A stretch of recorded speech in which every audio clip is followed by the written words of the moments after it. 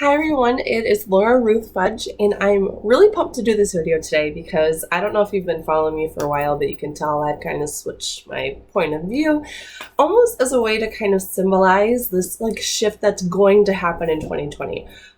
Today my little video is about some changes that I've been making, that I'm going to make, but then also my predictions for the aesthetics industry in 2020 and beyond. So I just thought this would be a really fun way to kind of kickstart this conversation because I have a feeling that I'm going to be talking a lot in 2020 about the way that our culture of our industry does business, the way that honestly the entire beauty industry does business, and not just estheticians. But as an esthetician and knowing that so much of my audience are estheticians and that so many estheticians come to me for mentorship, I love it. So I'm going to kind of, speak to that in particular. But here's the deal. So first off, I don't know if you've realized, but I have rebranded my YouTube channel to my own name. My name is Ruth Fudge. So it used to be Fudge Beauty, and that is the name of my LLC. But then I realized, guys, this really isn't a beauty channel, and I didn't like the idea of people thinking like, oh, Fudge Beauty, this must be full of beauty tutorials. Nope, that is not my forte. I do not do the best makeup tutorials, and sometimes people ask me and I'll do them, but really that's not why I'm here on YouTube. I'm here to be me and to share my knowledge, to share my passion, to share what I have to say. So I might as well name my channel after me, you know what I mean? So, okay, so listen, Linda.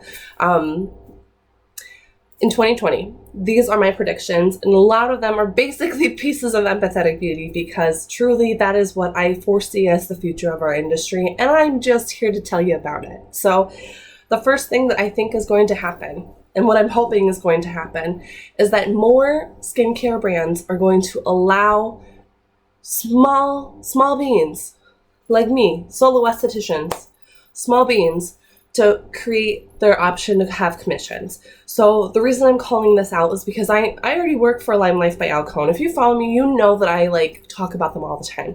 So Lime Life right now is, even in January and February, has an option where you can buy in and basically align with the company for $42.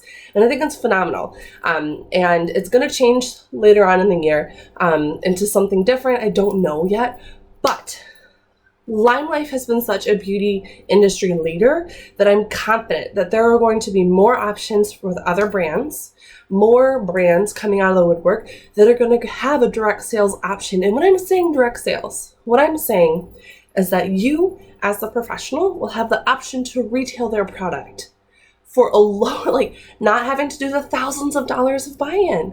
So yeah, let me know. I'm genuinely curious if you know of a company or an opportunity that is launching this option for the small beans, for the one-on-one solo estheticians, for the brand new starting estheticians, to create basically an affiliate link where you actually get decent commission for recommending your product.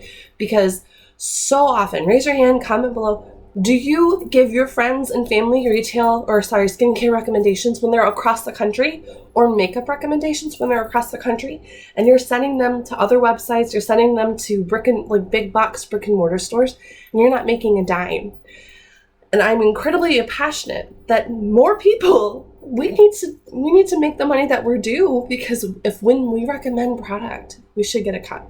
We're professionals. We're doing the hard work. We're doing the advertising. We're doing the legwork. We're doing the recommendation. We should make that money. My prediction is that in 2020 and beyond, more brands are going to realize that we drive the industry, so much the industry, and they're going to allow us to get in on that action. Like Lime Life already has. I'm sure more people are going to do it. It's going to be really cool to see the market explode, and there's going to be more competition. People are going to bring their A game to help support us, the small beans estheticians. That is my idea. So the other part I want to talk about as far as our aesthetics industry, I think that the price of lash extensions is going to go down in a lot of areas. So, and it's not because I know there's a lot of different reasons out there, and there's the economics and whatnot, but the number one reason I'm focusing on why the price of lash extensions will be decreasing is simply that there's going to be more people doing it, and they're going to be doing it well. And I think it's going to be a good thing.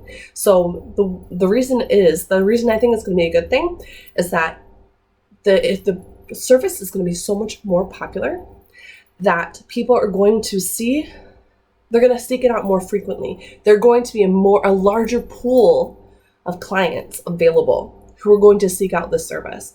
So even though the price per full set is going to go down, they're going to be more frequent. So that's another prediction I have. Let me know if you are raising your prices or lowering your prices for lash extensions. I'm really curious to hear, because honestly, if you're raising your prices, good for you. Like that, just keep going with it. Like, don't listen to what I have to say as like the truth, but I think an overall trend is that the prices are going to become more affordable because it's a more popular service. Does that make sense? I personally am raising my prices, but I know that in general, like the median price of lash extensions, at least in my area, it used to be really, really, really pricey, but it's starting to kind of come down a little bit. So I'm almost like trying to meet it halfway, especially because I had just finished my first year of lash extensions, like hardcore, like lashes. I am raising my price to be more competitive, but overall the prices are going down. So that's another prediction of mine. Let's see, what else have I been thinking about with Empathetic Beauty? So I think that there are going to be more people going solo. That is another prediction I have for 2020 for estheticians and for the beauty industry in total, is that more people are going to find ways to be their own entity when they're doing these services, because I honestly think the big driver is going to be customer service. When you're able to really throw your heart and soul into customer service and delivering a high quality experience for your clients, you really don't want the noise of a whole other salon and spa. You don't want the drama of the back room.